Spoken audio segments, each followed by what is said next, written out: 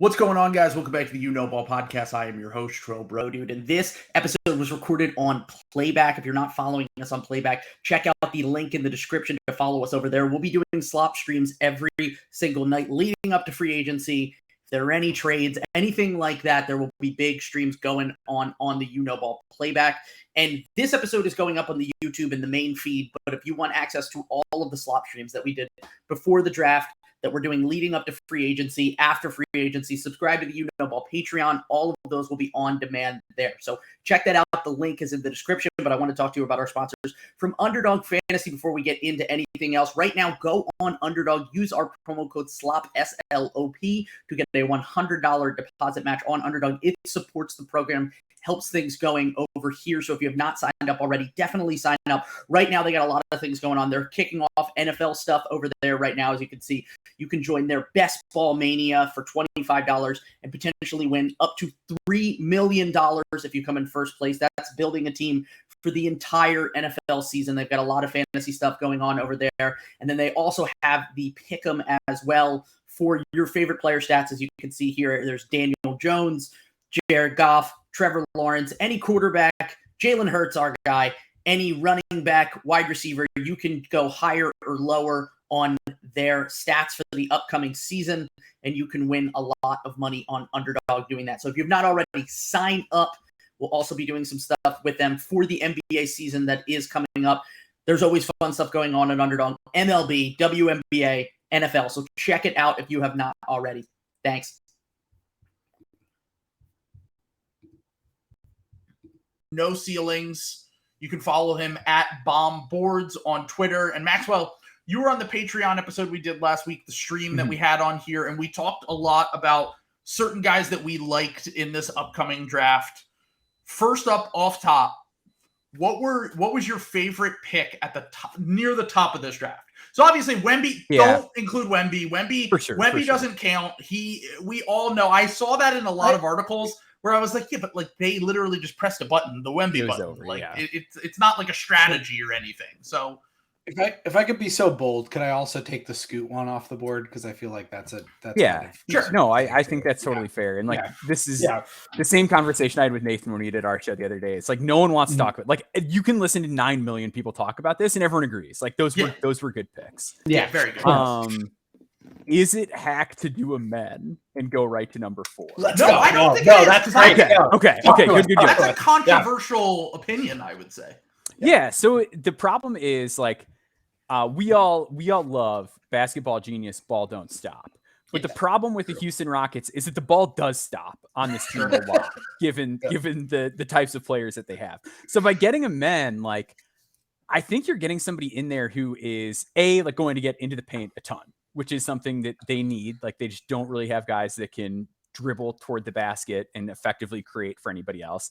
He's going to see the floor well. He's going to collapse defenses. He's going to hit the open man. Like they just need the straw that stirs the drink. That's not Şengün, because as much as I like Şengün and like think he's interesting, he doesn't create advantages in a traditional sense. It's more just like, oh, hey, there's like a cool creative pass. Sure. So with the men, you're finally getting somebody that can like take the ball from the perimeter and get inside. Yep. I think he's going to make Jalen Green's life a lot easier on defense too. Is the other thing. Like, and I also just want to say with the thing with Amen and this pick is that I thought, and I backed it the whole time. I said, you take grand slam swings at the top of the draft. Sure. Are there players I might have liked slightly a little bit more and felt safer taking, like my guy Cason Wallace? Mm-hmm. Sure. Totally. Yeah, whatever. But once again, if you're drafting in the top 5, the thing that we talked about when I had Nathan Fogg on is that the Rockets were really missing that potential superstar if Jalen Green does not turn into the player everyone thought he could become pre-draft. And so far in his career, there have been indicators that he shows flashes, he has games, he has moments, but so far there's not really any sort of like guarantee that he's going to be a superstar. If anything, it could go in the other direction.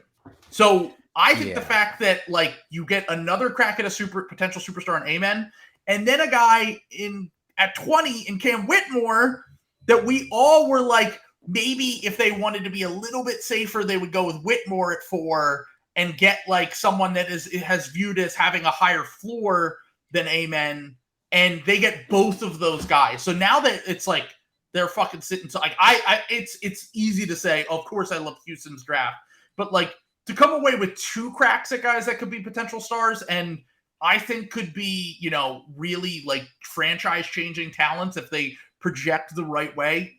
A plus, like you can't get better than that. What my quick point here is that also, if you want to get the most out of Ime Udoka as a coach, you need guys who are willing to be called bitch made baby food and work their ass off. And it sounds like the Thompson twins are those guys. Like they really love hoops and they love their hard workers, which I think they'll thrive under hard coaching. And he's a draft history sicko. I was going to say, wasn't that like shocking? Yeah. When Amen Thompson, because awesome. Amen Thompson has never had a boring desk job where he would like need to go through the Wikipedia page for every NBA draft. Like he went out of his way to choose to learn that. Like that was not a product of him having nothing to do. Yeah, exactly. Maxwell describing my 20s. Yeah, all of us fucking sitting at opening and looking at an Excel spreadsheet of Basketball Reference. Like, oh no, we went 7. That's crazy. Yeah, and Amen's in interviews talking about how League Pass is overpriced. Like he's a winner, dude. He's got winner brain. And now entering the chat at the perfect time, we have Chuck from Chucking Darts, one of my favorite NBA draft podcasts. Chuck, right up top, we have eliminated Wemby and Scoot from the conversation in terms of your favorite pick. Maxwell took Amen, top of the draft. What was your favorite pick coming out of draft night from the top of the draft? I would go with Amen. The honorable mention to Bilal. But Amen is great. You guys are talking about all the right stuff when I came in about how much of a nerd he is and how he knows that that Brad Beal was drafted ahead of Chris Paul. What a lovely man. Who is not charmed by Amen right now? How can you not be? So Bilal one's a little spicier. Yeah, I want to hear your reasoning on this because I know that was one. While more people will probably make the Thompson pick to be the Thompsons in general to be a bit of a risk. Bilal was the real question mark guy, especially for the non-draft sickos. Like most draft people that followed the process have been familiar with him, obviously played with Wemby, but he was really, even for like, I got into the process late, but he was way higher on boards. He was going really high in this draft. By the time that I even came around, like he was still a month or two ago, he was in like the end of the first, beginning of the second. How did he end up going as high as he did, and why do you love the pick so much? A couple things. Number one, he ended up going as high as he did because if you watch, you really only need to watch highlights to get this part of his game down. But the way that he moves and attacks and drives, like Cam Whitmore rightfully is thought of as like a nuclear athlete off the ground. But Cam has to, lots of times when he drives, jump off of 2 feet, and it sort of slows him down. And it's one of the reasons why he didn't draw nearly as many fouls as he should have at Villanova, or that draft evaluators would like to see. When Bilal drives, it is so smooth, and he elevates off of 1 foot so easily. And he has this 7'2", 7'3" wingspan that he, outside of the Thompson twins, to me, is the best wing athlete in the draft. And I think that's why he went as high as he did. Because when you're that young and you know what you're doing on the court a little bit, and in order to, contribute to that team with Wembanyama that made the finals of a decent league, you do have to know what you're doing a little bit. Then that's going to go a long way. Because I sent a tweet out about this, about recent wings who legitimately were measured out at 7'2" wingspan. I was just about to pull that off. Yep. And that's since 2016. It's like in 16 it was Ingram and Pascal. In 17 it was Anunoby. In 18 it was McHale. In 19 it was Hachimura and PJ Washington. There wasn't one in 2020.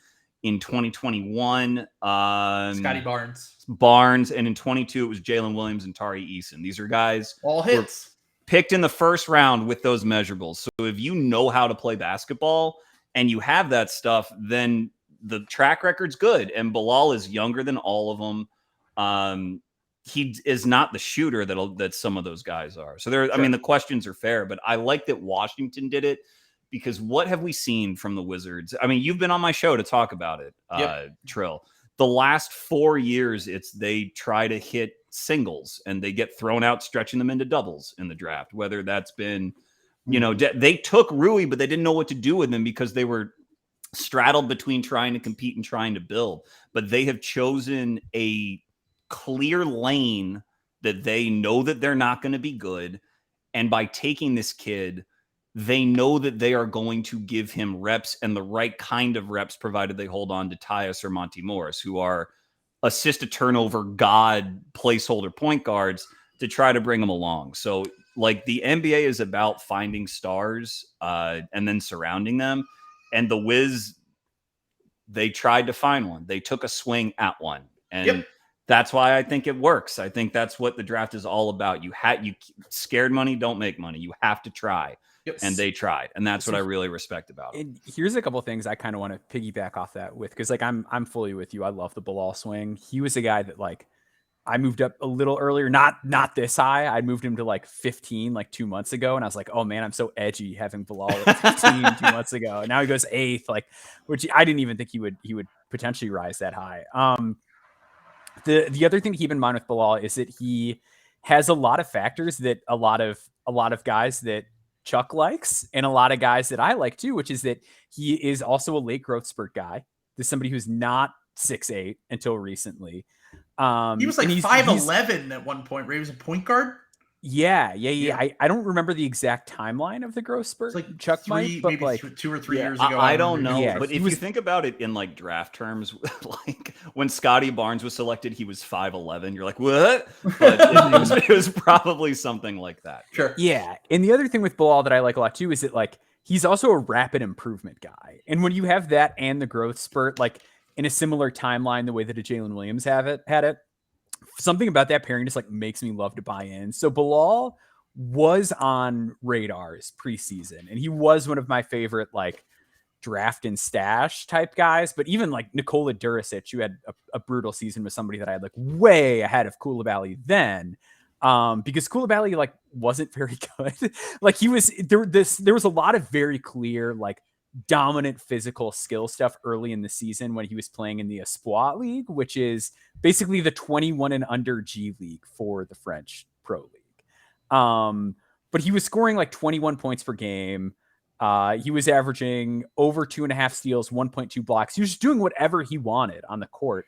And it was one of those things where it's like, okay, I know that this league kind of stinks, but he's so physically dominant that like there's something in here. And then when he played in the big league, the big pro league, he looked really comfortable playing a role, like made decisions really quickly, took the open catch and shoot shots, really shined as a cutter in an area where like his cuts weren't the same in a SWA, because it was like he's just going to go dunk on whoever. It doesn't matter. Like he didn't really need to time it as well. It didn't really matter what else was happening on the court because he could just dominate everybody. But the jump in year-to-year improvement is obscene. Like this was a guy that was completely raw and then ended up starting and playing on the same like rotation timeline as Victor in the finals by the end of the season. So like the growth that is happening here is pretty uncommon as far as just like within 1 year at 18 I was going to say, old. because like I said, when I started following the process, I didn't even hear much about him. It was just kind of like, all right, this is a guy that you take a swing on later. And then as they got further into the playoffs and his offensive role started to expand, he showed some things that he didn't really show earlier. Teams got really intrigued by him. And I think it's kind of a perfect aligning of the stars for him in terms of the growth spurt. It's in terms of the improvement throughout the season. By the end of the year, he's like becoming a more legit offensive player on his team. And then on top of that, this Washington hire at the right time, where like we've just been so bored with the same old kind of picks, like, the Johnny Davises. Like, I like Corey Kispert, but like if I would like Corey Kispert if I were drafting for the Golden State Warriors more than the Washington Wizards, who have been kind of a star depraved, kind of directionless franchise, like Chuck said. I like the fact that they took a swing. I don't know nearly enough about Bilal to really confidently say what he will be in the NBA. But once again, I like teams that take risks. I would rather take a risk on a star at the top of the draft than draft safe and come away with a nice player who, might be, a valuable rotation piece, but not someone who's once again going to change my franchise in any real meaningful way. So Sam, a good start for our, the winger Schlenk Dawkins front office now. I was just letting the winger, the pro winger propaganda like wash over me. This is delightful because I'm glad to hear that it is respected by our draft, because I felt like this was a pretty boring draft overall, and that was like one of the 2 picks that were like not relatively. Well, I guess Cam Whitmore sliding a little bit, but it was like Bilal and Jett were the only ones that seemed to like really get the time. Sure. Yeah. One last note on Bilal real quick. I think Bilal is like a sneaky safe pick too. Really? Like, So with his physical dimensions, like Chuck mentioned, if he stinks, isn't he still like Torrey Craig or like Matisse Thybulle that can dribble? Like, I do think that like even the lower end outcomes aren't a total disaster here. Like, I know the offensive usage was really low and that can be kind of scary, but I think with his defensive understanding and physical tools, like I don't think the worst version of him is like out of the league in 5 years. And I could be completely wrong, but I do think he has a pretty solid floor just given his frame. To follow up on that, when you combine how rapidly this kid grew, like he looks like he needs to add a bunch of weight, and he will add a bunch of weight because, you stretch out that much, it's going to take time to catch up. But the fact that he could shift between roles, like what he did in Espoir, which by the way, I guess is French for hopes. I wish we just call the G League hopes. That would make me much better branding. But what he did in Espoir was so different than what he did on Met 92. And he approached it all with confidence. I would feel much more skittish about the pick if he were skittish on the floor with, do I shoot or pass? Do I attack? Like, am I just getting the ball and hot potatoing it back? But he does not play that way. He really, when he has a lane, an avenue to attack, he goes and, he cuts with authority. He obviously is this great finisher. And again, he is one of the 3 best wing athletes in the draft, in my opinion. And when all of that is still so new and he can play off the bounce a little bit, I don't see how that washes out. Like, even if you think of other sort of late risers who have maybe disappointed or washed out, like Sekou, for example, would be one. Sekou didn't have this guy's dimension. Sekou was, more like thicker in his legs and his butt. He was more like ground bound, even though he had some jumping ability as a power forward. And he didn't play off the dribble nearly with the poise and confidence that Bilal does. And Patrick Williams, who I love, I loved and still do, does not get off the ground with the ease that this guy does. I mean, he is ridiculous watching him like glide and elevate at the rim. And the fact that he can finish through contact being this skinny and this new to his size, and he still is okay just going up through contact, I just think is a great sign. I think he has a lot of really positive markers. And albeit like maybe he only ends up being like a 3rd or 4th starter, maybe, but that's like a really good, interesting 3rd or 4th starter that other teams are not going to have. So, and it's incredibly hard to get wings, as we literally always talk about, which is why we see reaches for them in the draft constantly. We see misses on them in the draft constantly, but it's still the hardest thing to find in the modern NBA, which is why when we look at who gets paid, we look at, the guys that have the most trade value. And I remember last year when we were discussing before Tari Eason got drafted by the Rockets, I went on a Rockets Spaces and I was like, the worst case scenario with Tari Eason is that in a few years from now, the host was like, we were talking about like, what's a bad outcome for Tari? And we were talking about like, solid bench wing who can come off the bench and give you energy minutes and defend his ass off and just kind of make shit happen in those minutes. And you still might get a team that believes in his tools and what he can be 4 years from now that will give you another 1st round pick for him. So you could just reset essentially if it doesn't really work out the first time around. Whereas sometimes you can get these guys that they shine really early and then you end up having to overpay them for their 2nd contract just to keep them. Whereas it feels like it's still really, really hard to find good playable wings And if that is the case, these kind of picks are probably always, especially if you think that he has a safe floor, are probably always going to be very, very valuable moving forward. So wait and see what Dame returns in a trade and see if there's one young wing that he brings back. My anticipation is that there will not be. That's going to be Do you think Caleb Martin's young? No, I like 27, Caleb, but I don't think that he sort of qualifies in what we're talking about a wing with legitimate promise. Well, Sam disagrees because he watched the Eastern Conference Finals. Well, I like Caleb. I like Caleb and Cody. I'm just messing with Sam.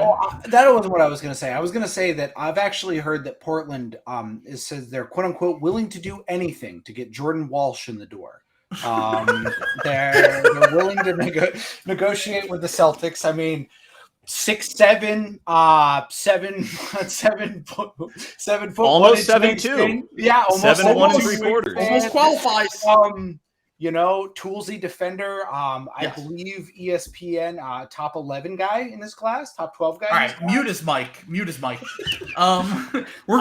are going to talk. I like Jordan a lot. All right, we're going to talk about Jordan Walsh a lot too. Yeah. Okay, we're back. We're going to talk about Jordan Walsh. We're going to talk about Ricky Council. We're going to talk about them later. No, I have it on my list. Okay. We're going to talk about them. So I just want to say I want to get my favorite pick at the top of the draft out of the way, which is, I really like the Jarris Walker fit. I love that fit in Indiana. I think that is the perfect landing spot. All throughout the draft process, we were like, okay, if we could just get Taylor Hendricks or Jarris Walker to Indiana, that's going to be the perfect fit.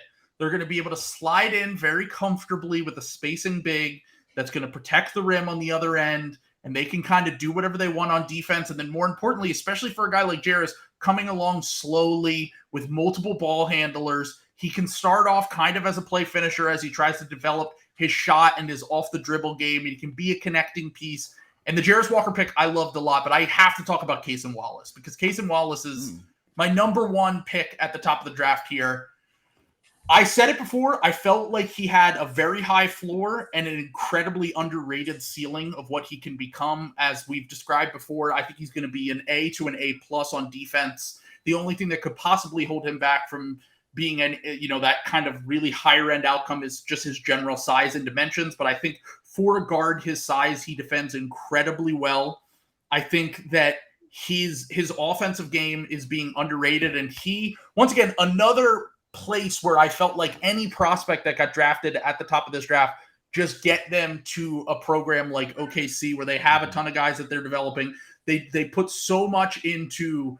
They have Chip Englund. They have they have a developmental coach. They have all these guys that are, once again, going to make life really, really easy for Case. And I think he's going to be able to get on the floor immediately because of his defense. And I think that eventually, if maybe a year from now we're sitting here and we're looking at the new CBA and they have all these picks and they have Davis Bertans' expiring contract and potentially Cason Wallace makes Lou Dort a little bit more expendable because he might be just kind of a better fit with what they want to go for. He's a dribble pass shoot guy. He can fill in perfectly. I love the pick for them. I knew I was going to love any Thunder pick, but the fact that they got my favorite guy in this draft was really a grand slam from Presti and former Sixer scout Vince Rosman, who I just think they absolutely crushed the draft once again. And I think the moving up to get him was to probably try to avoid another team potentially trading up and getting him. I don't even know if they necessarily had to do that because I don't think Orlando would have done it. But I think the Davis Bertans contract, taking him in, they probably viewed that a little bit more positively because they can flip it in a year from now. We're at the deadline or something like that. So yeah, loved OKC's draft. I love OKC's draft almost every year though, so it's not really a surprise. Yeah. I thought that was Go a good ahead, Max. Oh yeah, I was gonna say I thought it was a really good pick. Like I liked Cason a lot. I was just so convinced that they were going to try and shore up their size in the draft that it was like never a fit that I'd considered. And then you think about it and it's like, oh yeah, like him, Shea, Giddey, like a lot of these guys you can still play together. Yeah, I'm really all about it. Like I felt so blindsided, which is silly because like, yeah, he's a guy in that range and they're picking in that range, but I was just so mentally like they're going forward or big. that I'd never considered the fit. And then, blindsided in a good way. It is weird though, because Alex from Down to Dunk said the same thing, where he's like, I never really considered Cason Wallace, but now that we selected him, it makes sense in my brain. And as I said, the Kentucky guard market inefficiency, coupled with the fact that he's also from Dallas, like Tyrese Maxey. And by the way, this was the craziest thing to me. Maxwell, do you remember when you came on and we talked about the 10th pick curse? Yes. And we said the 10th pick is like the last 10 10th picks. The only one that has worked out was Mikal Bridges. Mm-hmm. And Mikal Bridges was drafted by his hometown, Philadelphia 76ers, and traded away on draft night. Oh, man. The Dallas Mavericks drafted Cason Wallace and traded him away on draft night. I'm just saying, it was weird. Dredd pointed this out on the draft stream, and I was like, that's fucking weird as shit, dude. Like, so the only 10th pick that I've liked since Mikal, really. And it turned out to be another hometown trade. So, Chuck, what did you think of? Just don't drive your Scion TC 100 miles an hour, man. You might crash. But so no, I like Cason a lot. I think that he reminded me of KCP. That was sort of. I love that. Okay.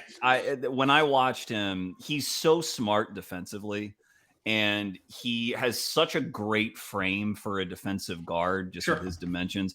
Like you, I had a little bit of a question because I went on a Thunder podcast and they were comparing him to Dort.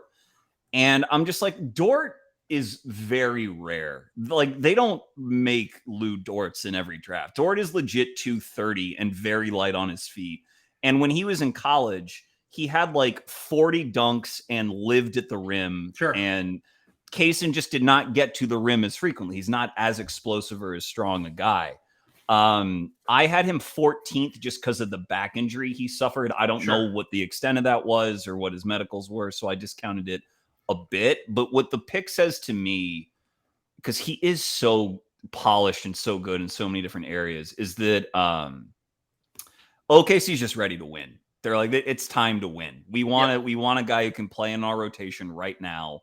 And they have their rotation more or less set, and they're ready to go. And I think that Cason is just like KCP is. He is going to be a winner. He will find himself on winning team after winning team after winning team throughout his career. I think it's a really good pick. And whether he's in a 3-guard lineup or whether he's running back up point or whether he's playing off of a Giddy or Shea-led bench lineup, he's always going to work. Always. So I like him a lot. Yeah, and one of the things I loved about him, you talked about it with Bilal a little bit, I just love role malleability. And I think he showed that in college. And I think that that's a guy like KCP or someone like that at the NBA level can really show that. And that's something that I think they value a lot in OKC. Guys who are willing to work on and off the ball on offense. And we know that the defense is certainly going to translate. Like I said, A+ on defense, get me to a B+ on offense, and you're looking at a guy that's going to have, a 12-year NBA career. Yeah. So if you compare him to Jett, and I don't mean to like slander Jett, but Jett is not ready to play 25 minutes for a winning team. Right. Like, he's just not. Yeah. And Cason is. And so like that, it's a team understanding where they are and making a pick to fit where they are. How did we feel about the Jett pick? I'm kind of interested because we've talked about Jett was a guy that a lot of people started very high on, and I think throughout the year probably dropped him a little bit just due to some things that he showed in college. But are we reading too much into that? What do you think about that, Maxwell? Because I knew a lot of people who loved Jett going into the year, and they, like, specifically our friend who is a Magic fan, and he was like, I still like the pick. Like, I think he thinks that there are certainly question marks about his game, but he thinks that with the system that they have in place in Orlando, with the guys they already have, that he just was like, I want shooting and I want size, and I think that he's going to fit in perfectly. So so there are like some real issues with Jett's game. Like, he's a weirdly bad off-ball defender. Like, there was one play earlier in the year, this is like pre-injuries, where a ball literally bounced off the numbers on the back of his jersey. Like, there was like a loose ball situation, and he just like was not looking at man. Like, he was like just solely looking at his man, and a ball like bounced off of him. On the ball, he struggled a bit defensively too. but he was a lot better earlier in the year. So Jett had 2 major ankle injuries during the season. Prior to the first ankle injury, here were Jett's stats against high major opponents. And I knew he popped early, a lot too. Of them. Yeah. So in those games, this is only including the high major games. This is like cutting out the fluff of like, he lit it up against Central Michigan. Yeah. He was averaging 15.3 points per game, 3.3 rebounds, 2.3 assists to 1 turnover.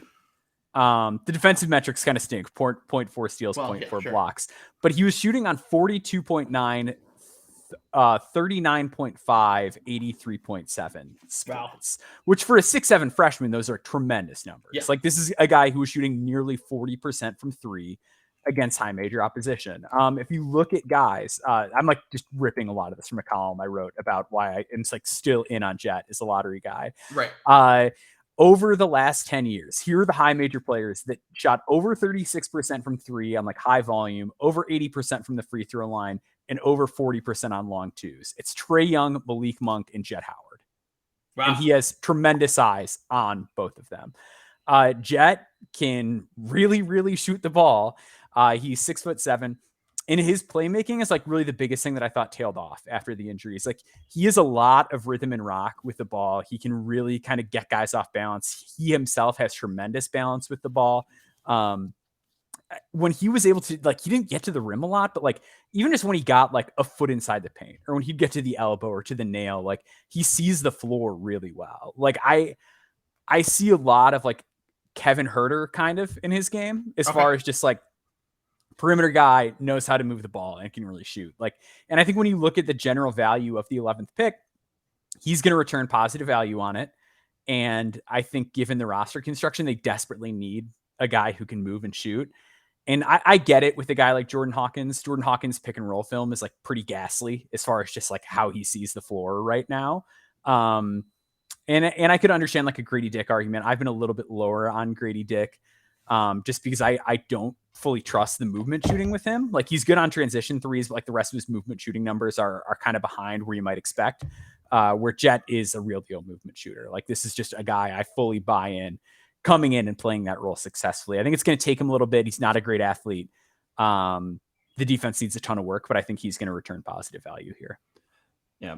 Out of those 3, Dick, Hawkins, and Jett, I viewed Hawkins and Grady pretty similarly. I think I preferred Grady slightly, and then Jett was a half tier below, but mostly due to the injuries. Multiple ankle injuries, it's tough, and Jett is not a great athlete to begin with, and that always creeps me out. If you are starting from a less than ideal athletic base and you show even a little bit of a propensity to get hurt, I agree that he is going to eventually return good value. I just think that for guys, forward shooters who aren't great athletes, it typically doesn't happen until like year 3. That's my issue, and is because you just have to get into shape. You need to get quick enough and comfortable executing defense enough to be a part of a scheme night after night. And that's why, I mean, Duncan Robinson had a crazy route to the NBA, but there's a reason he didn't really hit even once he got into the league until he was like 24 years old. It takes guys who aren't ideal athletes. It takes some time. And I don't know anything about, shooting wings who take a little bit of time and pop in year 3. Isaiah's a great example because Isaiah came in so skinny, but such a lethal shooter. Yeah. And you just knew it was going to take a little bit of time. That's all. Mikhail, for as great a shooter as he is, came into the league at age 22 and then really started popping around age 24. And he's long as hell, but he's not the most explosive guy. Cam Johnson came into the league 23 years old because, it takes some time. And Sure. even if Jett is towards that end of the spectrum, which would be a great outcome for the 11th pick, it's just not it. The Magic to me are kind of confusing as far as how good they want to be and how quickly they want to be good. With both picks, that was more, it seemed like they were more on a long-term sort of timeline, which is okay. But like, what do you do with Fultz then? I don't know. I don't dislike those Magic picks necessarily, but I would not have made either one. I would have gone in a different direction with both of them. Would you feel better about it, Chuck, if Jett did a Pablo Prigioni style coming to the league and he came in at 34. Yeah, we literally just talked about that. Because Micic is coming over. He's going to do it. Yeah. He's going to finally come over, and Pablo is the only one who took a longer gap. Micic will tie Sabonis, but Pablo Prigioni would be the longest. Yeah, but if he waits 14 years, you could have a real problem on your hands. He will be ready. He will be ready for the league in 14 years. I guarantee. if he's been playing professionally for 14 years at that point. As everyone knows throughout the draft process, probably my hardest guy to evaluate this entire thing was Anthony Black, their 6th pick, because I feel like he's the classic kind of guy where he's a shot away from being an elite role player pretty much from the jump. But none of the things that we talked about last time, none of the things in his game really indicate that he can shoot and that he could even potentially get to that level. Not a great free throw shooter, was really bad on floaters, was really bad on jump shots in general, and everything kind of needed to fall into place. And I know, Chuck, you talked about this a little bit too with the concerns of him getting to the level where he can be a good enough scorer. The one thing that really stood out to me, though, was his free throw rate for a freshman, for anyone in general, was fucking insane.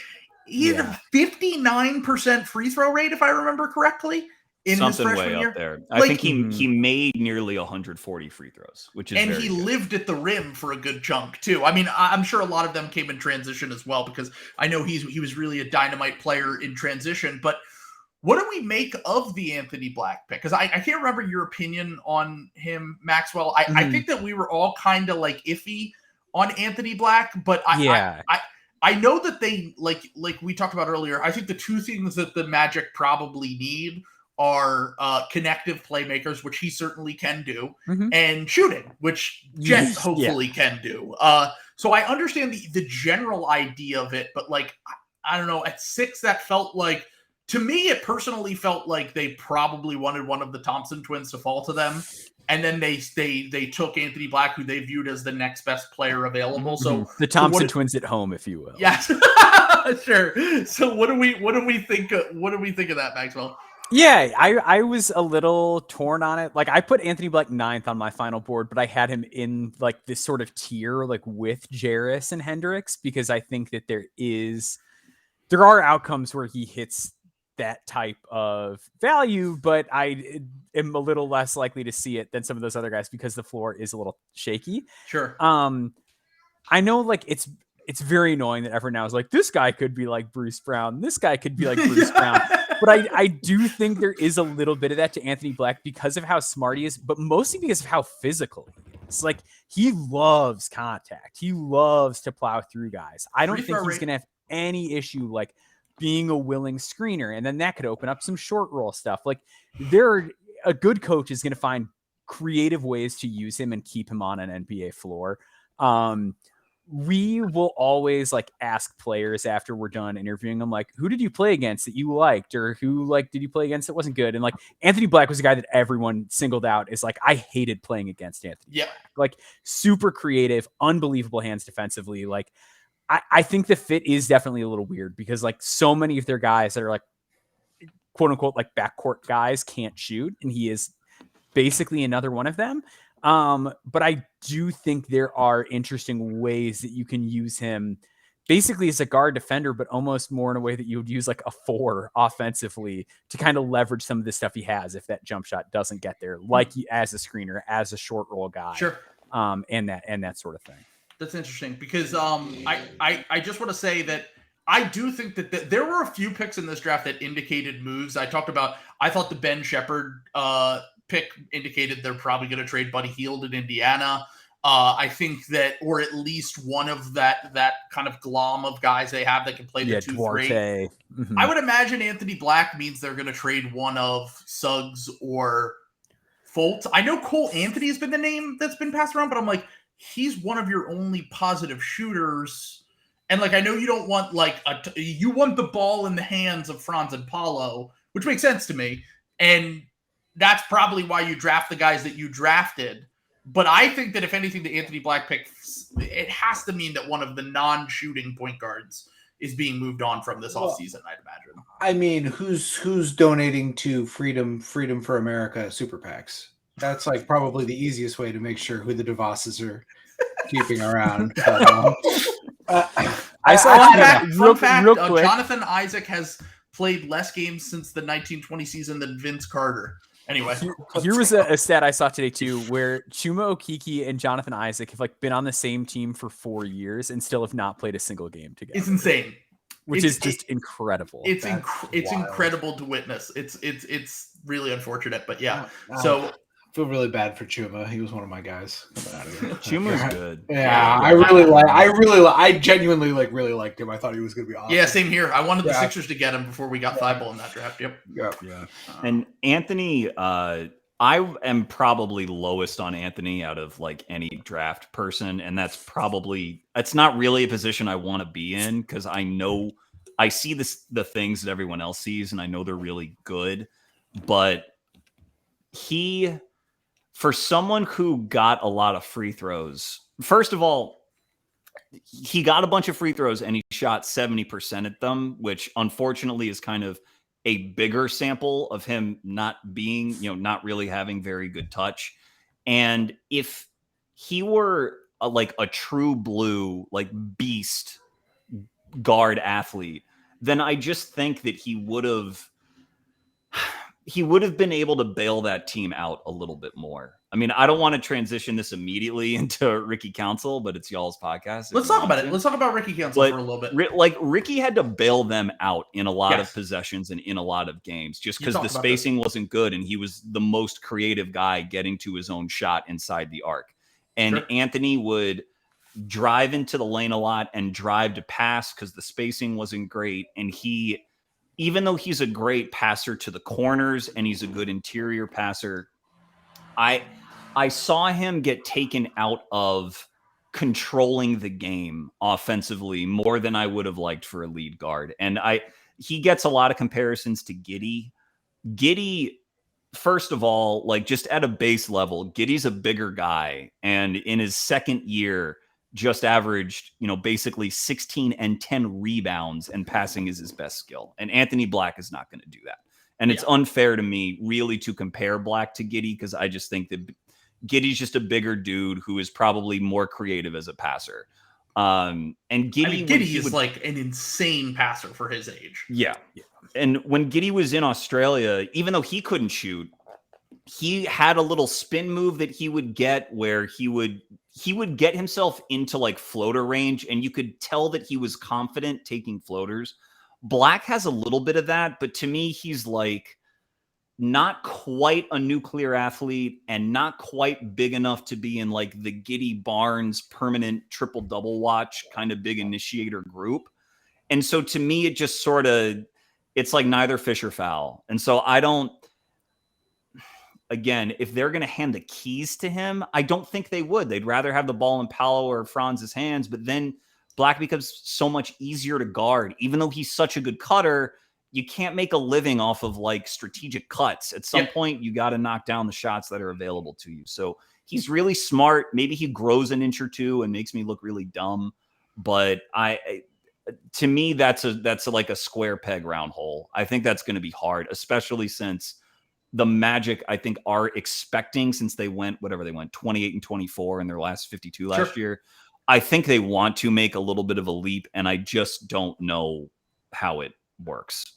Yeah, it's kind of a somewhat confusing pick for me too. But like I said, I think that their anticipation was that they were at least going to get a shot at one of the Thompson twins there, and they ended up taking Black as the fallback plan. Okay, so let's get into. Well, we do have to talk about Podziemski because what's that? Can I just want to frame this question real quick. So, guys, in your opinion, do you think Steph hands the keys to him in year 2 or year 3? Let's go. When do you think podcast this becomes his team? So here's a pods thing I've been thinking about quite a bit. Okay. So I think this may have been a big draft for sword guys. because Jordan Yeah. Walsh showed off Walsh. his big sword, which that sounds like something it's not when I say that he showed off his big This sword. is not an innuendo. He has a literal big sword. Yeah. So Brandin Podziemski went to the same like military high school academy that my grandfather went to. Let's go. And they give you a sword. Okay. When you go there. So we know of at least 2 sword owners in this draft, which like could be an NBA record. Like that could be the most sword owners. That is the market inefficiency is guys who love swords. But do you guys see the clip of Dunleavy mentioning that Pods was like number 9 on their internal board? Their board, right? Yeah. So I was thinking low. about the Steph thing, and like you're joking about it. And I'm not saying that Pods is going to be Steph because he's going to be better. I am. But I am. Yeah, better. He's like Steph with a better rebounder, basically. So I do think it is going to be really good for him, though, just in terms of like learning how to move without the ball, like just all the little like tricks and how to come off actions and all that stuff is going to be great for him because he is a guy who is going to have some separation issues. So just like learning how to move and play off the ball from Steph is going to be huge from him. I'm a little lower on him playing out of the gate, though. Like, I still just think the athleticism, the fact that he struggled against a lot of good teams. I don't think it's like a career killer because, like, obviously he was at the top of the scouting report. Every time they played a good team, he got their best defender, whatever. But I do like the pick, but I do think it's going to be a little more long term. Well, it's funny because every Warriors fan I talked to was like, I just don't want another athletic, toolsy guy that doesn't have high feel that like we need to try to make into something that they're not and they can't fit with what we do and blah, blah, blah. And then when they took Pods, I was like, oh, this is perfect. Like this is the kind of guy that I'm sure that they were targeting. I'm sure that they were hoping for players that would fit more into what they do in Golden State with, you know, kind of improvising, playing on the fly, a lot of ball movement, although with Chris Paul, who knows how that's going to work? Because now you're talking about a situation where you're just kind of obviously they got rid of Jordan Poole, they brought in Chris Paul, who might pay with a different pace and tempo and all that, but like they still are pretty guard heavy. I'd imagine that this probably means Dante DiVincenzo is also leaving in free agency.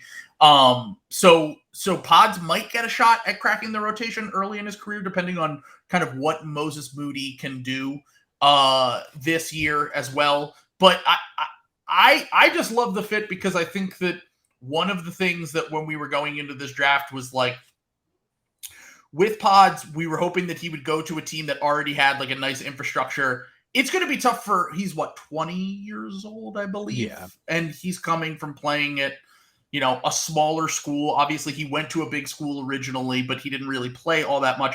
It's going to be a big leap for him going from that to like the contending Golden State Warriors with Steph Curry and Klay Thompson and Draymond Green.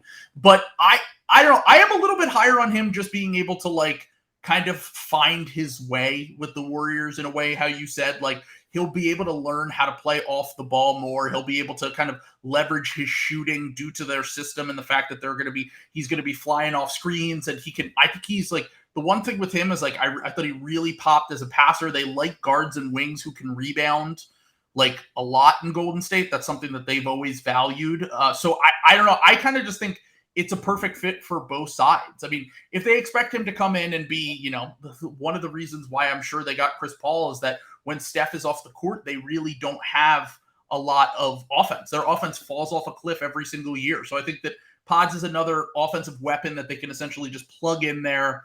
And hopefully he can work in with Steph, Chris Paul, Draymond, all those guys. I love the fit. I think it's best for kind of both worlds here. So any other thoughts on the Pods pick? No, you all basically said it. I love Pods. I had him ranked a little higher than that. But I think that he will be like, I think really good third guard that can like close games is probably where he's going to end up. But Golden State's a great environment for him. There is a little bit of sort of like light years ahead elitism to this pick where it's like, we like guys who can think the game. It's like, sure. Well, more people can do that than maybe you think, but sure. Like, and I think Moses Moody is a great example because Moses is, you know, a bigger, obviously wing, you know, has more ideal wing dimensions than Pods, and a big sell on Moses was his feel coming out. And you see how long it's taken him to really lock down his role. So to become a starter when you have Pods like average athleticism, you have to have such high feel and be such a nuclear shooter. But he has a real argument of having enough strength in both areas to do it. So it'll be really good to watch him. It's a great fit. Paul and Curry, with him there, it's going to be really nice. What I said on my podcast is that it's sort of like it's almost like karmic payback for both the Chris Paul Suns passing on Halliburton and the Warriors passing on LaMelo. Now, he's not in the class of those prospects, but in terms of wanting, well, what would another high feel young guard look like in one of these systems playing off of these guys?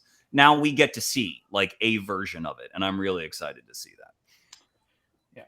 Yeah, my thing here, and I don't want to fly in the face of what you just said, Chuck, because I think it's mostly right, but just the elitism of the Warriors. I think we're heading into a new era. This is the fail son Warriors. Okay, no longer are they guys who can speak another language or anymore. Now it's guys who come in with a sword. And yeah, exactly. And have online dads who are DMing draft people. No, this is.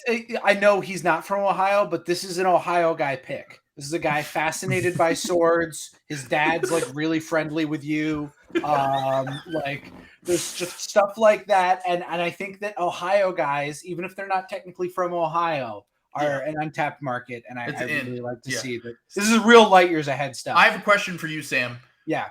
When the pick came through, how disappointed were you having just acquired the Warriors' first-round pick for next year, knowing that Pods was going to send 30th? That it's a locked-in 30th pick. That was really disappointing. That was part of the reason I was, having such a tantrum on the screen. I mean, I'm doing a bit. I very genuinely think, like, I really did think, like, Brandin Podcast was like one of like the 6 best players in this draft. I was going to say you loved him, and you were crushed when he went to the Warriors because you knew it was a perfect fit, and the Warriors are your kind of thorn in your side. Yeah, it saved me the heartbreak of him being available at 25, the Celtics selecting him, and then immediately trading the pick to Detroit. Marcus Sasser, another guy that you liked in this draft, which was to trade him immediately was. I actually realized this, Sam. It would have been really nice to replace one Marcus S with another Marcus S. Yeah. Would have been a nice transition, but it's just like two kind of opposite guys. Players, yeah. But by the way, has there been any smoke about the Celtics having wanted Omax? Yeah, that was okay. Really that was one of the guys that they were. Was that a thing? Yeah. Well, since they traded back multiple times just to take another same kind of player, it made me think that maybe their hearts were set on Omax and they had to pivot. But I think that's what happened. I think we said that on stream that was like the buzz was that they like wanted Omax, and then he went like literally the pick before, and they were like, oof. Didn't they trade? Someone traded into that pick, Dallas, I think. Dallas traded in that pick from the Kings, and the comp. I actually did want to talk a little bit about Dallas's draft because the comp this week, everyone's been making is Dorian Finney-Smith for Omax. I don't know if it's because he has 3 names and he's the same dimensions, and he also is kind of a role player type guy that seems to be plug and play. I know, Max, you were a little bit higher on him. I personally didn't really get it, but if he can be, if they want defensive guys, they should have taken Jordan Walsh, who's actually Dorian Finney-Smith. Let's go. Anyway. Yeah, I think he's a little bit. But the thing with Omax is that they basically got him for free because they got him along with Rashawn Holmes, which I didn't really get the Rashawn Holmes pickup for them. I do think that Rashawn offensively is going to be electric, I'm sure, with Luka. But defensively, I'm sure there are also some question marks there. He's making a decent amount of money. Certainly a better player than Davis Bertans, who they traded, and he makes more money. But they basically got this pick to take Omax. What do you like so much about Omax? What am I missing on him as a prospect? Because I didn't really get it with him going into the draft. Yeah, so it's a couple things. So one is like he is sort of like a you've got to watch the full games guy to a point where like his defensive playmaking metrics like look really poor. So it's like, okay, well, he's like big and everyone says he's a defender. Like, is he? And like the answer to that is like, he is actually like a pretty disappointing off-ball defender given like how toolsy he is. Sure. He's mostly just like, I'm monitoring man and ball and I'm playing it very conservatively. But when my man has the ball, like I'm going to lock him up. Like he is very good guarding at the point of attack, like whether it's guys his size or smaller. He just like runs and moves like an NBA player. Like at the combine, it was abundantly clear that like just from a physical standpoint, like the guy on the court who looked like he belonged in an NBA Finals game the most was Omax. The shot is something that's gotten better every single year. So he went from 16% to 31% to just under 34 while increasing the volume every single year. By the way, very comparable to Dorian Finney-Smith too. If you look at his college stats, almost identical. It's like they have the same dimensions. Both 3 name guys, Dallas Mavericks out of the draft. Like there are the similarities. I get it. Although I mean, Dorian Finney-Smith is like an off-ball monster, so that would probably be the main difference, I would imagine. So the other thing with Omax is like in a reason that a lot of people are a little bit scared with him is his assist rate's really low.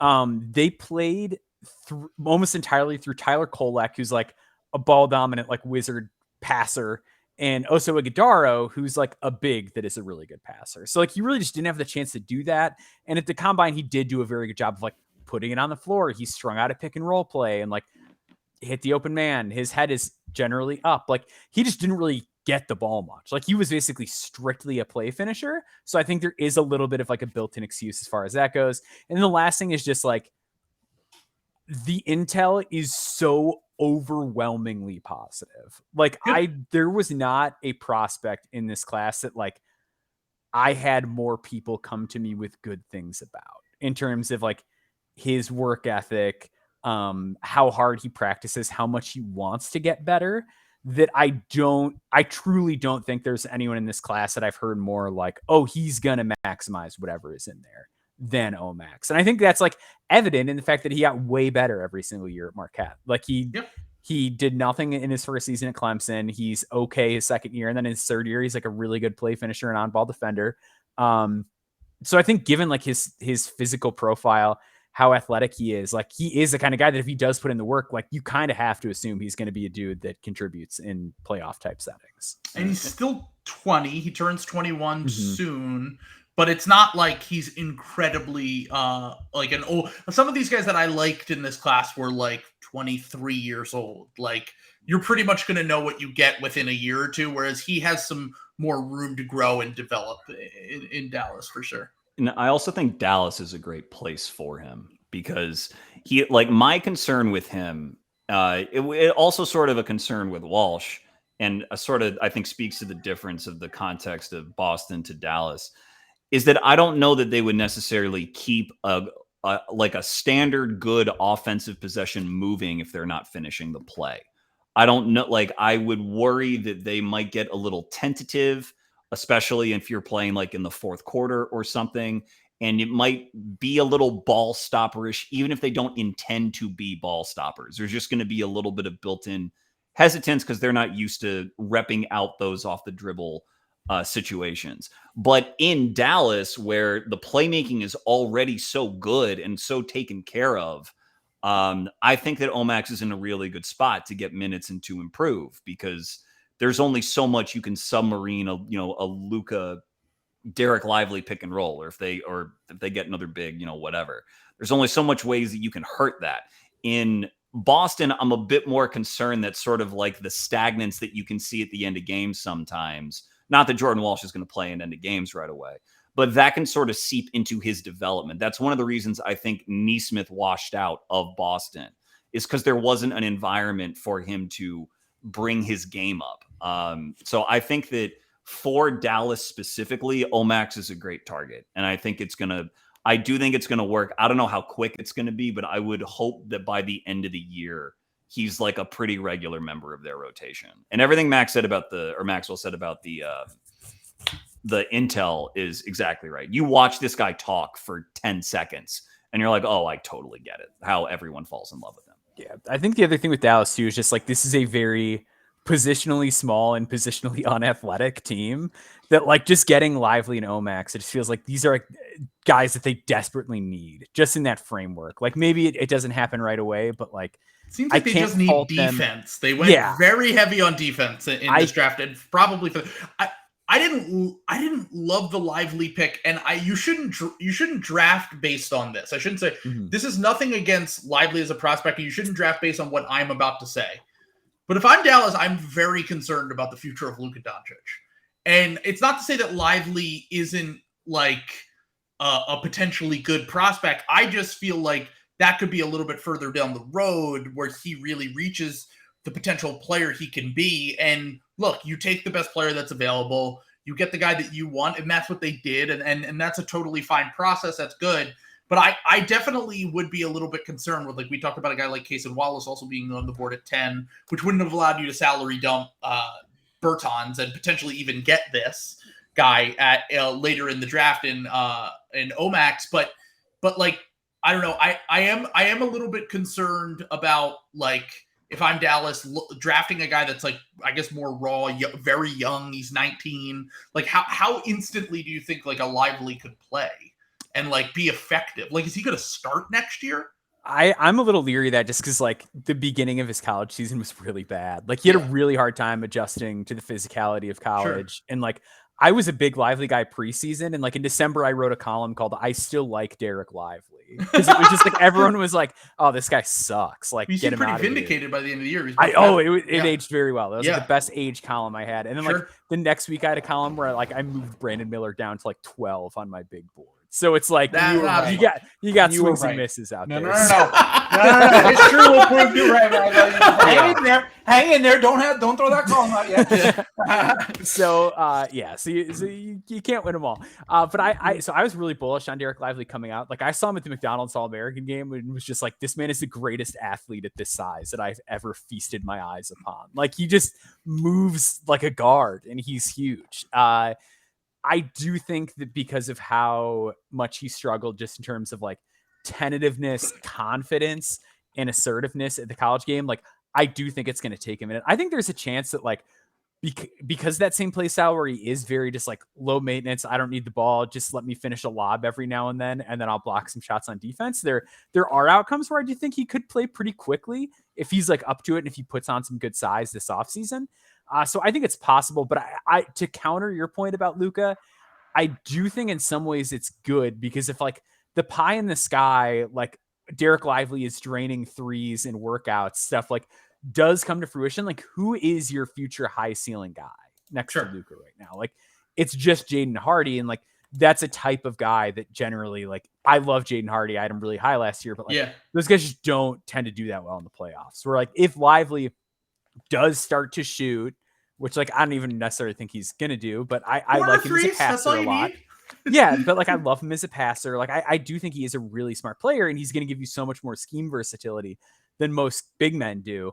Like you kind of need these like young guys to like keep Luka happy in the long term. And I understand that like at any point he could ask out for a trade, but I do think it's going to help that like if he can at least convince himself in 5 years this guy's going to be an all-star alongside me, maybe that helps. Yeah, I mean, I wanted Jaden Hardy for the Sixers at what, 22 last year when we picked? Yeah, he was like 12 or something on my board. And he fell all the way to 42 wherever they basically got a first-round pick last year in the second round. So I'll say this much. For the start of their draft process, I think Nico Harrison and the front office have done a good job so far. Yeah. The process was fantastic from this draft. Only move back 2 spots, still get your guy, get off the Bertans contract, bring in Holmes, who could potentially be a rotation player, and take 2 swings with guys that you think might be able to help you on defense within the next year or 2. Yeah, I'm just worried about the whole big picture in Dallas in general. Yeah, I mean, that's why I don't want to like kill the Lively pick or anything like that. You know, for me, I wanted Lyle Govington there, who's got some upside. But all right, I'm muting your mic. Parents parents don't know hookah shot, which is what will keep Luka there. You got to let me get the punchline off. All right, I'm sadly going to have to leave you gentlemen here, but I will just say, can I get final thoughts on Jordan Walsh the GOAT? And also, what did you get? 7 second-round picks, Sam? I got 4. I don't know if you guys Dean loved were it on the draft. On the draft stream, just for some of the audience at home, and everybody else here, you might not have seen this. I told Trill at pick 25, I'm very tired. I would like to go to bed here, but I need to know who the Celtics are getting first. And what followed was some of like the longest hour of my life as the Celtics continued to harangue and harass me. I will be suing them for emotional battery for what they put through me in this draft. But I would like to hear about Jordan Walsh before I go. From our so I had him in what I call my cowards tier, which was players like 21 through 40, which was like just depending on team fit, you can justify a lot of these guys over other guys. And like, no matter where they go, they're guys I would feel like more than comfortable giving a 4-year guaranteed contract to, like whether I get them in a fit that I like at 21 or at 40. Walsh is a guy. Yeah. Like I'm comfortable with him. He is a guy that I ranked ahead of somebody like Julian Phillips, because I think with Walsh, he's coming into the league like with an NBA body. Like he is 6'7". He's got the 7-foot wingspan, but just like from a physical standpoint, he's really bricked up. He's light on his feet. So he's going to be able to guard a lot of positions like right away, which is not the case. Like a lot of times these defenders come in and it's like, oh yeah, like really good college defender, but like they're stick thin and like they just get a lot of steals and that's all they can do. I think Walsh is more than that. I just want to say, Maxwell, we were DMing about Jordan Walsh like a week before the draft. And I was like, he's a little Thibault-ish to me, but if I got Thibault at pick 40 wherever, I would be thrilled with that outcome. Yeah. I think with Walsh, what's encouraging is that like in high school, he basically played point guard for Link Academy. So he can really pass. Like the assist rate's low, but it doesn't tell the full story. He is a guy who's a willing shooter too. So I do think that he is going to he's got a better chance to shoot than a lot of guys do. And his free throw percentage was okay off the top of my head, but I like him. I think there's a real chance that he's like a playoff style NBA wing at some point. So I like him, but yeah, I'll turn it over to Chuck. Yeah, I think he is. I agree with a lot of what Maxwell said, but I think he's just kind of as good as the offensive ecosystem you put him in. I think you want to make his job easy and not have it be like, this ball's coming to you in the corner, you better hit the shot or else we're taking you out. And that's what I worry about in Boston, the first couple of years. Now, maybe with Porzingis, the spacing is so good that he'll be empowered to attack closeouts and everything. But that's really my only question. Plays very hard. They played, I think he's from Texas too, isn't he? Or like that area. And they played Baylor with Keontae George. And they stuck Walsh on him during a game against Baylor. And Keontae was like in prison. He could not do a thing. Oh, wow. And, okay. Walsh was contesting late and blocking him from behind. Keontae hit like one ridiculous 28-foot like step back three, because that's what Keontae does every now and again. Yeah.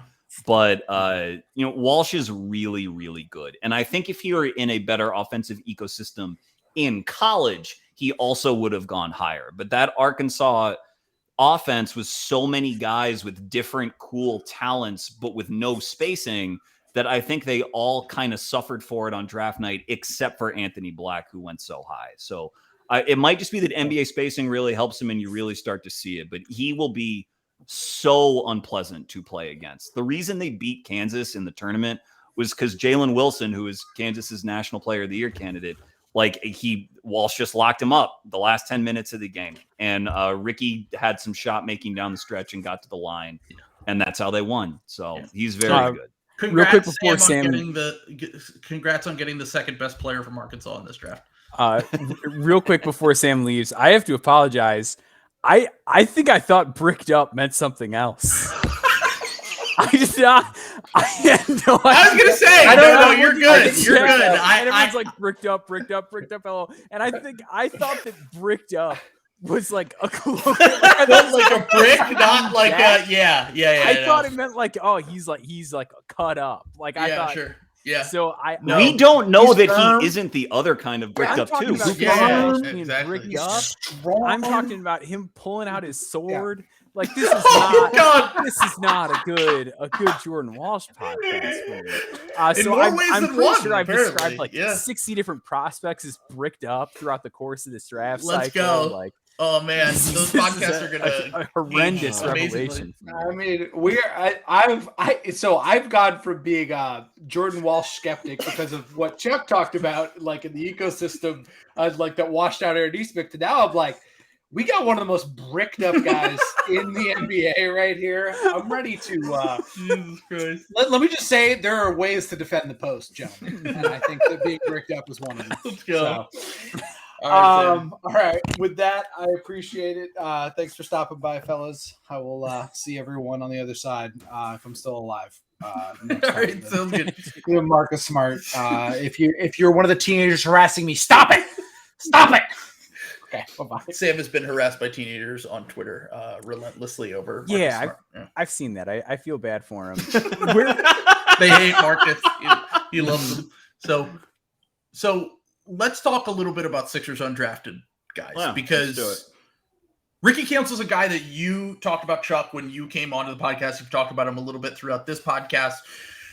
You talked about him being one of the targets if we traded into the second round. Well, luckily, the Sixers didn't even have to trade into the second round. I think that, as Sam Vecini pointed out, a lot of teams have been kind of stingy with the two-way contracts so far and giving them out. The Sixers gave out 3 after the draft, including Ricky Council, a guy that you were higher on, Chuck. And I knew some people, including like Ben Pfeiffer, had like a late first, early second grade on. So how did Ricky I'm just going based on, like, I didn't know much about him going into the draft except for what you said. Mm-hmm. I've watched him since. How does a guy as athletic as him, as young as him, with at least some shooting potential, fall to this undrafted two-way level? Yeah, I think part of it might be agent stuff that I'm not privy to, that they, at some point they would rather him go undrafted and negotiate a two-way where he's going to get a real shot. But another part of it is that he was a junior who now for 3 straight seasons has not shot threes well. He has shot free throws well. Sure. He's over 80% his last 2 years, and he gets to the line a lot. Yeah. He took and made more free throws than Anthony Black did on the same team. So he uses his athleticism very well, and he's very creative inside the arc and getting to his pull-up, which has a nice high release. But when you see him take a spot up, it's like he jumps a lot lower. It looks a lot sort of clunkier. The energy transfer is kind of all over the place, and it needs to be cleaned up. And as a combo guard, it's not as though he's going to defend a ton of wings. I think he can defend guards and be pretty competitive doing that. But I think at some point in the second round, you either want to take a flyer on a wing or you want a sure thing, and he's not a sure thing. But I think that he has low-hanging fruit to the point where if you have a real shooting coach that can really work with them, then you have a guy who can return top 25, top 20 value in the draft. Sure. That, like, the ceiling with him is very, very real. I believed in him a little bit more than I believed in Terquavion, just because, and Terquavion's good. It's just going back to the point Maxwell said about Jaden Hardy in the playoffs and where all of this is really headed, because Terquavion is 170 pounds generously, and that's just hard. Mm-hmm.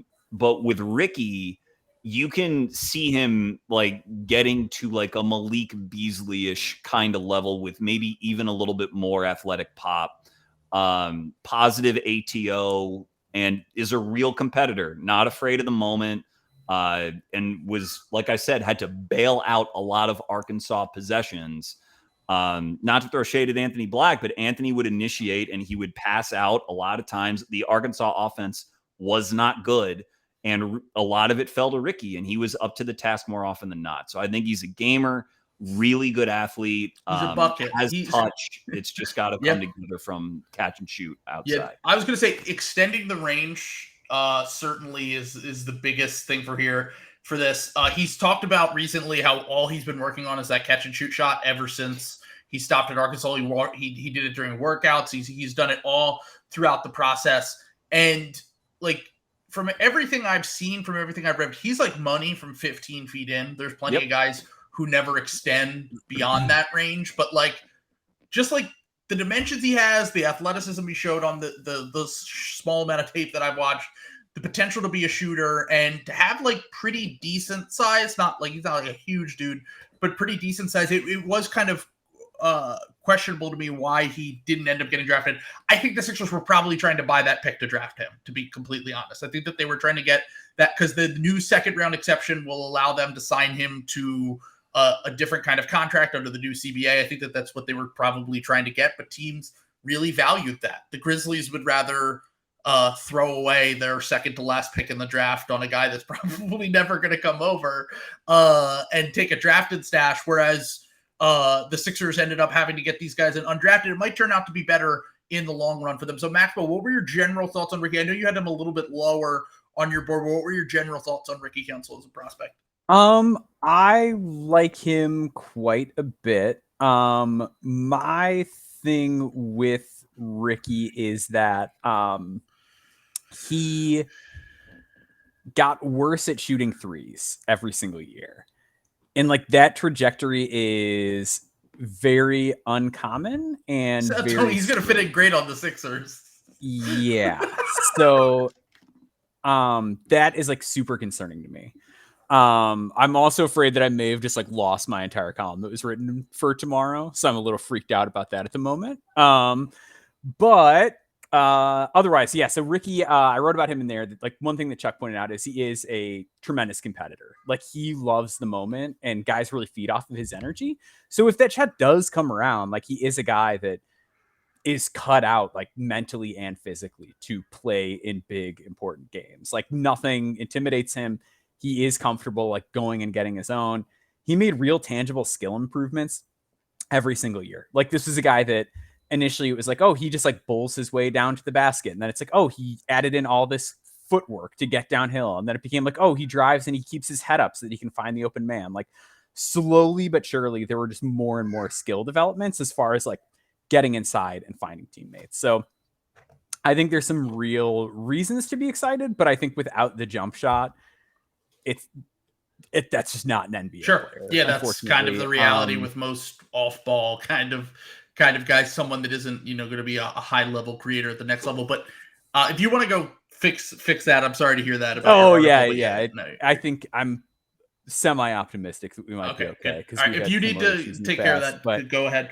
But the one thing I will say, as Jonathan points out in the comments, the Sixers love to waste an Arkansas guard, as we did with Isaiah Joe a few years ago. I do just want to point out, though, there is some connection to the Arkansas program. I don't know what the coach has come up and worked out with the Sixers and been in the practice facility before. This is the third Arkansas guy that we've taken a swing on. Was the first being Isaiah Joe, the second being Mason Jones, the third now being Ricky Council. So if we are taking the chance on him, then I think that we got really good intel about him. I don't think that this is someone that, would have been someone that they take a chance on if the coach isn't saying great things about him, because they already have that established relationship there. So that's also a positive just from like a behind the scenes thing.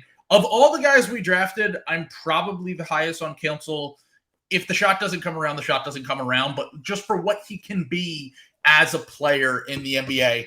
But we got to talk about my guy, Terquavion Smith, who, for YKB sickos, you've been hearing about Terquavion Smith since last offseason when he was in the draft process last year. He was someone we talked about if the Sixers traded back into the second round last year, whether he could have been a target for them. And honestly, I was, once again, like, I understand why Turk didn't get drafted, I should say. You brought up the size stuff earlier. He is a microwave scorer type guy. He showed some playmaking growth this year when he went back to school. But last year, he was in the late first, early second conversation. And he obviously ended up going undrafted in this draft. Mike Schmitz, I found an old Mike Schmitz tweet, actually, that was kind of talking him up as a potential first round in the last draft. What can you guys tell me about Terquavion Smith, other than like the comp that I constantly hear with Turk is Bones Highland, is like, could he become, because he's one of those smaller guards, once again, bucket getter, crazy range. He's shown that he can hit some really, really deep, tough shots in college and flash some playmaking stuff off the dribble as well. So what can you guys tell me about Turk? And I'm not even sure where you guys had him on your boards. I know you said you were a little bit lower on him, Chuck, just because of some of the higher level concerns in the playoffs or whatever. But what can you guys tell me about Turk? Yeah, so I was kind of lower on Turk. But I will say I saw him play in person back in December, and like I came out of that game being like, oh, that guy looks like an NBA player. Like just in terms of like how he moves on the court, he's exceptionally quick. Like his crossover is really good. Does a great job of gaining separation, like going sideways and going backwards, which I know everyone is like downhill rim pressure, and that's like really important, but it's still something. It's better than nothing to be able to like just find ways to get distance from your man. So he is a real deal shooter from NBA range. And I think that one thing he has going for him is that, yes, like he's got this pull-up game and whatever. He's devastating off the catch. Like he is over the last 2 years, over 40% off the catch. And a lot of those come from NBA range. So really good there. I do think the playmaking is where he made his like biggest jumps this past year. Like his turnover numbers basically stayed the same, went from 2.1 assists to 4.1 assists. Did not have a lob threat at all. NC State's center was like a guy who was like legit like 6'7", 300 pounds. So like just not like he just didn't have a guy to throw lobs to, which I think would help him a lot given that he doesn't necessarily pressure to the rim. So just having like a guy who has that sort of rim gravity would do wonders for him, I think. Defensively, he had much better steal and block numbers earlier in the year, and then that kind of faded and tapered off as the year went along. So I would have liked to see that be more consistent. The size and like weight thing is killer because he was the same size last year. Yeah, like he came into the combine last year, and the big knock was like, oh well, he's not, he's too small, and then he came back and he like is the same size. So that's like really frustrating that there wasn't any sort of leap there and that the defense looked pretty similar, but he is really quick. Like he has the quickness and speed that a lot of these microwave guys have. He's just got to get better at the rim. He's got to get more consistent as a scorer, and he has to find a way to just deal with physicality better on the inside because he's too easy to push around right now. Yeah, you could tell even at the college level, like he is really small. Like, and that's probably the main reason why I would imagine he ended up falling and going undrafted entirely. So Chuck, any other Turk thoughts or just that I don't think the Sixers are a great spot for him because they don't great. have the time to like build out his body. They don't have the time to give him the reps. And a big difference between him and Bones is that Bones was a great finisher because of his length and how much he liked to get downhill. And so I don't want to say that like Turk will never have an NBA moment or he'll never get like a guaranteed 2-year deal or something. I just would be very surprised if it were in Philly, given where they are and what their goals are. That's all. Well, you are underestimating so first off, two things here. The Blue Coats pipeline. We've gotten an MVP in the G League in Paul Reed. We got a finals MVP in Jaden Springer. And then the second thing is I've talked about pretty regularly. We're basically a farm system for the Spurs and the Thunder now where, hey, they like them. So maybe in 2 or 3 years from now, we could be talking about Turk Smith or Ricky Counts or one of these guys being on the Spurs or the Thunder. So there's at least that to look forward to if you're you're trying to get more notches on the draft belt for guys that you can spot the talent. You can just never figure out what to do with it when you get it. Have they said anything about Jaden rotation minutes this year? If he comes back, Jaden, I wish we had Jaden, but you're talking about Jaden Springer. Yeah. Okay, I apologize. Yes, from all accounts, it sounds like he's going to have a shot at making the rotation next year. If I had to guess, if he's still on the team next year, which I think is if there is a trade to make some sort of upgrade or whatever in a Washington or whatever wants to take a flyer on him, that might be a different situation. But I've said all along that I think that he has more value to the Sixers than he has to any other team, with the fact that he's a year away from being up for a contract extension, and we still have no idea what he is because he's barely played the NBA. But yes, I think Nurse is going to give him a real shot. I think that Nurse is probably going to value. I mean, one of the things Nurse always talks about is like valuing ball pressure and guys who can potentially cause turnovers to get, more open court opportunities. And Springer's one of the few guys on the Sixers that can do that. So I'm hoping that if he is on the team next year, that he gets a real crack at the rotation. But once again, just like every player we ever talk about in the draft, young guys, whatever, it's the shot. And like, I've been trying to I loved what I saw from him in the G League. I loved what I saw from him. And I was like, I gave up on Springer at a certain point. I was like, he's just never going to figure it out here because we're not going to invest in him. And he looked terrible in Summer League for chunks last year. He looked really bad at times in the G League, but he got progressively better throughout the season. And by the end, obviously won G League Finals MVP and then had a real moment with the Sixers in the last regular season game, playing really good defense on Trae Young, hitting some threes, doing some things that I really did not anticipate from him.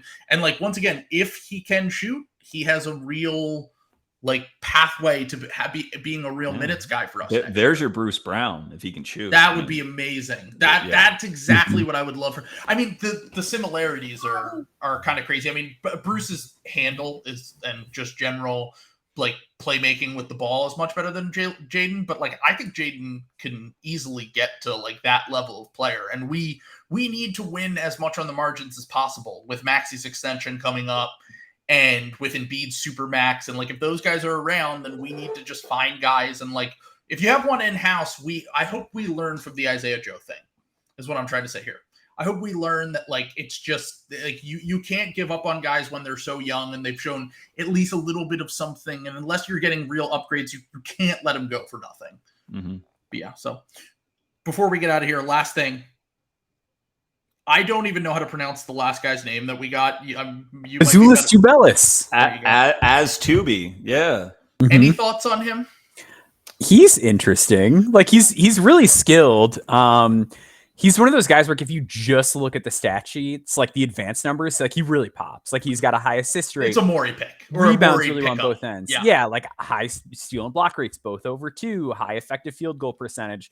The way he operates, I'm just like not sure what the carryover is going to be. Like he gets a lot of baskets by just like being the first guy down the court and getting like a post seal on like a smaller player and then just like laying it in. Like just ways that you don't see a lot of guys get baskets in an NBA game.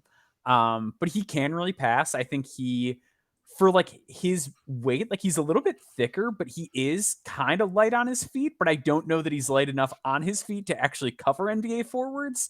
And his wingspan was only like 6'11", so he's not quite big enough to be an NBA 5, and he can't really jump enough to protect the rim. So it's just like there's a lot of stuff that feels really close, but it's just not fully there. And if it was, he would have been drafted.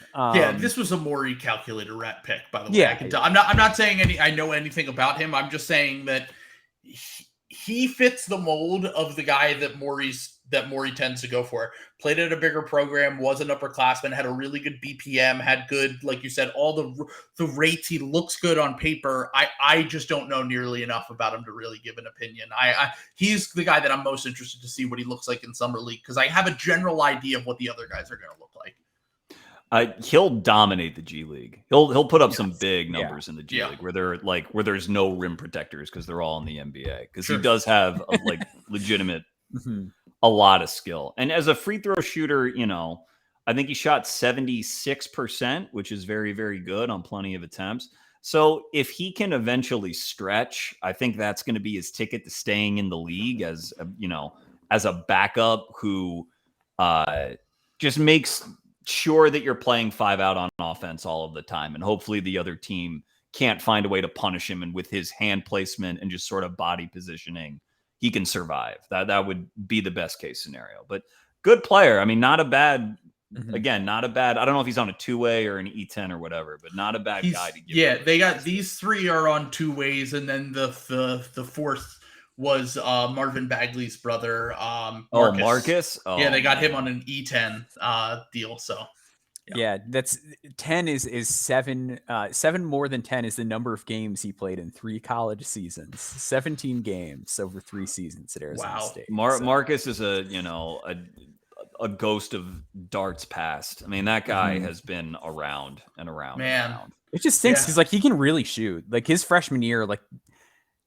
you almost wonder if he like might have gone late first, early second. He was. I remember. He would have been drafted. 100%. He would have been drafted. Yeah. And then like since then, like he had some injuries. There was like some weird stuff with the coach this year that like he was like sort of like semi-kicked off the team, and I think he was just like, I'm just done with college basketball. Yeah, like, I think he was Josh Christopher's teammate, if I recall correctly, at Arizona State. Arizona and there State. was like, who's the better prospect? Because Josh Christopher had a rough freshman year for a lot of it, then sort of came around, and as he came around, Marcus faded. There was a lot of coach drama there about how they were running their team, and it just he never got back on track. Well, it stunk too, because that was like the ball dominant guard team, like the most ball dominant guard team I'd ever seen. Yeah, they had like Remy Josh Martin on Christopher- that team as well. Yeah, it was Remy Martin and Alonzo Verge, I think was the other one. There was like Verge. 3 guys that like never passed. And like Marcus Bagley like still looked solid. So it's one of those things where it's like, man, maybe this is a guy like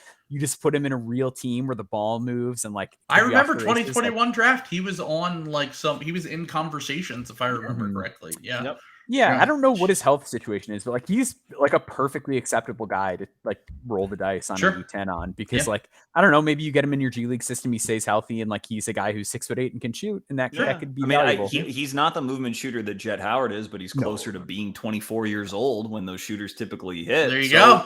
You That's the inefficiency, right? Absolute last thing before we get out of here. Favorite second round pick. I'm gonna go Leonard Miller.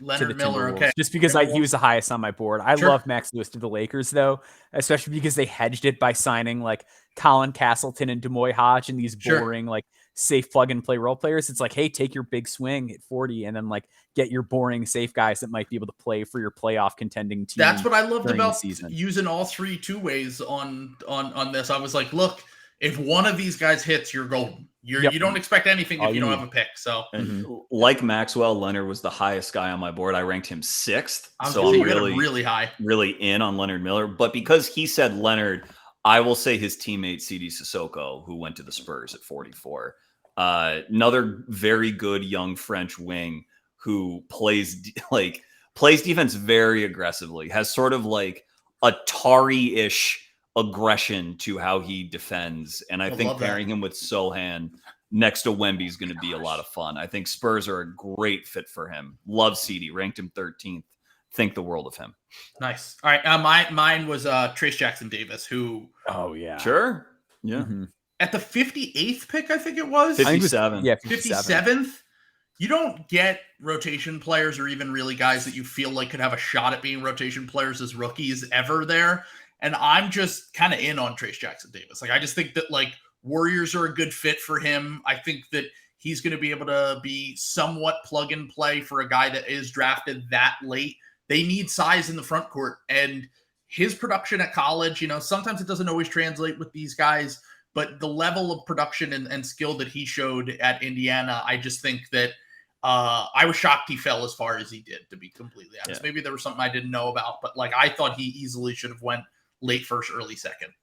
I think if there's a team he's going to stick on, I think it's Golden State. Yeah, that's what I was going to say. I think that's like the perfect fit for him. They crushed the draft. Yeah, he's a little because like he's like a little undersized. Like he's more of like a Daniel Tice sized center, and like he's not. He's more like acceptable in space than good in space defensively. Like he can protect the rim and really jump, but like he's a little scary just because he's one of those guys where he feels like he's one bad injury from just like not being an NBA player. Sure. But he really knows how to pass, and I think that in a more modern offense, especially the one that Golden State plays, it really gives him a chance to like just pop and do the stuff that he does well. Exactly. Yeah, no, love the pick. So thank you for coming on. I will put the links in the description so you guys can follow Maxwell and Chuck's work. Check out the Chuck and Darts podcast. I'm sorry, I forget the name of your podcast on No Ceilings. Maxwell, No Ceilings NBA Draft Deeper is the show that I'm Draft on. Deeper, there you go. I've got a 9,000 word column on undrafted free agents coming out tomorrow. So go to NoCeilingsNBA.com tomorrow and sit through that. So make sure you read that. It's organized by team, so you can read about like, I just like this team. Here are the guys my team got. So go check that out. This sounds like a cliche, but I love what the Miami Heat did with UDFA. Thought they did very, very well. Wait, who did they get in UDFA? They get every good player on their summer league team. So they're a summer league team. They get like pick of the litter. So they have like 12. They like have their summer league roster already. Yeah. They have a guy called Trenton Masner, who Maxwell and I both like from the Summit League, who's like this 6'2" kid who will. You explain it, Maxwell. You know him better than me. But so the way that I describe described Trent Massner, so I did a series this offseason called No Stone Unturned, where I covered like here are the guys that nobody's talking about that I like think sneaky have a chance, and Massner was one of them. And like I'm so deep in the weeds on Massner that I like was petitioning to get him into the Portsmouth Invitational and failed. Like so he's like very under the radar. Massner looks like a Boy Scout. Like he is just like the most like he looks like a 12-year-old white boy. But he can like dunk on people. Okay. And like I'm sure he's gonna do great in Miami. Yeah, great. he's like a 38% 3-point shooter. Deep range shooter. Deep range. He's the guy who averaged like 26 and 6 with like 2 steals and a block every season as a 6'2" point guard. But they got Drew Peterson, who's a wing on USC, who I think is very good, like jumbo wing who can dribble, pass, and shoot. They got Javon Franklin, who's a like 6'7" center from Georgia Tech who can jump out of the gym and has some passing vision with great defensive numbers. Like they were smart. They did very well. And I love the Jaime Jaquez pick, but I know that these guys will just by nature will be better than Jaime Jaquez because that's how it works when it's that's how they always get their guys undrafted. Well, Jaime Jaquez will probably be on the Portland Trailblazers in a few weeks anyway. So unfortunately, I don't want that to happen, but Dame to Miami seems pretty certain. So thank you guys for joining me. Really appreciate it. I will be back for another stream tomorrow night.